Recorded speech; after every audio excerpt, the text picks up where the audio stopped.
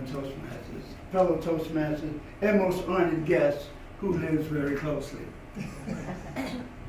There's perhaps you've heard, I choose not to be a common man.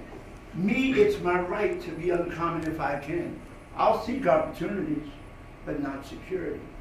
I refuse to be a kept citizen, humbled and dull by having the state look after me. I prefer the challenges of life than its guaranteed existence, the thrill of fulfillment to the stale calm of utopia. I shall not bow to any master, nor bend to any threat. It is my heritage to stand up erect, proud and unafraid, to think and to act for myself, and to say, with the help of God, this I have done. The reason that my speech is entitled the way it is because I seem to embrace craze. I like the underdogs. I like the one who comes back. For instance, I like watching boxing, and boxing is one of my favorites. And when someone is getting whipped and you think that they're just about out, and they swing out, they hit that lucky punch, and his opponent knees wobble, and everything turns around. The reason I've chosen Still Crazy After All These Fears is because, as most of you have heard, fear is false evidence appearing real. And I'll give you one real quick incident. I'm watching lights really funny here. Many years ago, during a divorce, and some of you have heard part of the story, during a divorce, very bad divorce, I was invited, after being in a state of depression for almost 3 months, crying, hearing nothing but sad love songs. They wrote that song for a reason. And that's all I remember doing is drinking a beer, crying, drinking another beer, crying, staggering to the bathroom when I made it, and crying again. And a friend of mine, who is no longer with us, who I did eventually marry at one point, invited me to see Les Brown. Now, I don't know how many people know Les Brown. Anybody know Les Brown? Well, yeah, well-renowned motivational speaker. And, well, to make a long story short, I was invited to see him at Marble Collegiate Seminary. I almost said cemetery, not the same thing. Some would argue that. But upon arriving, I was a shell of a man. I wasn't near anything that you're seeing now, and that's not much. But I remember getting there, and I had something in my spirit I wanted to share. There was something in me. I don't know how to describe it. But I can remember this story. This story, he talked about being the beginning of his journey in terms of being a motivational speaker. He said he went to a fellow classmate, to wait for the classmate, say, come on, after the class we'll go and do whatever. Well, the teacher said, son, I want you to do the example on the board. To which he replied, no, I'm not a member of your class. He said, that's not what I'm asking. I want you to do the problem anyway. He said, no, sir, no, I can't. The teacher said, why? He said, you see, I'm EMR, educable, mentally retarded. Very wise teacher stood up and said, don't you ever say that again. Someone's opinion of you never has to become your reality. Now, remember I told you I was in a state of depression.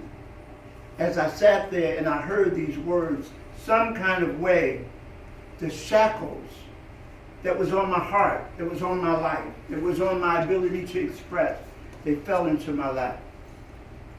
Just moments later, I heard him say, as the words were spoken to him, the shackles fell from his mind onto the floor.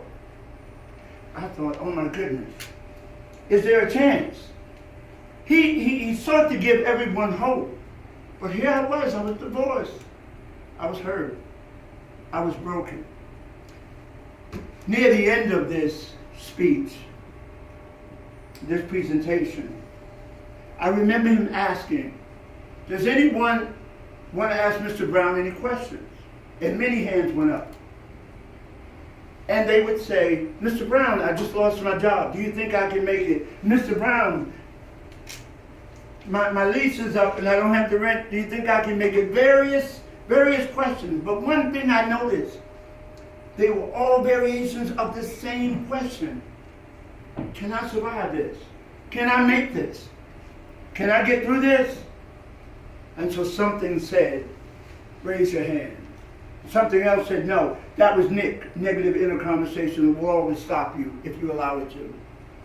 And I raised my hand partway only because I didn't want to tell myself that I hadn't taken the chance.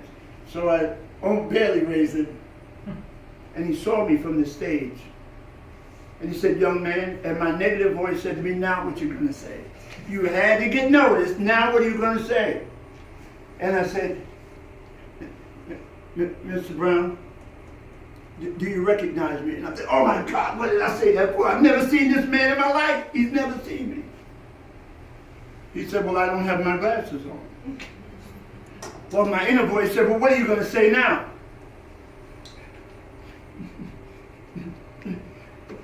Okay, Mr. Brown, I'm the next one. Oh my God, I'm really blowing this thing. He said, stand up and introduce yourself to the people. I stood up and I said, my name is Marvin Crawford. For whatever reason, I got a standing ovation from almost 1,000 people. I said, what's going on? Well, because of time, I have to bring it down. I left that place a different man. As I'm standing in line to get my book, The Power to Live Your Dreams, I'm standing in line, there's a lady standing in front of me and she says, excuse me, where will your organization be located? And I said, well actually ma'am, it'll be international. I didn't know what I was saying. A gentleman in back of me tapped me on the shoulder and said, sir, can I have your autograph? Yeah. I wrote down, see you at the top. Now, oh God, I cannot tell you what this has done to me, but I can tell you one thing. I got a lot of criticism from the people who knew me personally because they didn't think I should be doing that. But I can tell you this, you have to find out what most people are doing and run like hell in the opposite direction.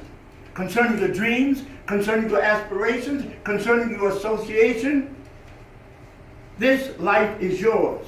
You can live it, and you can live your dream after all of these fears. I'm going to have to close it.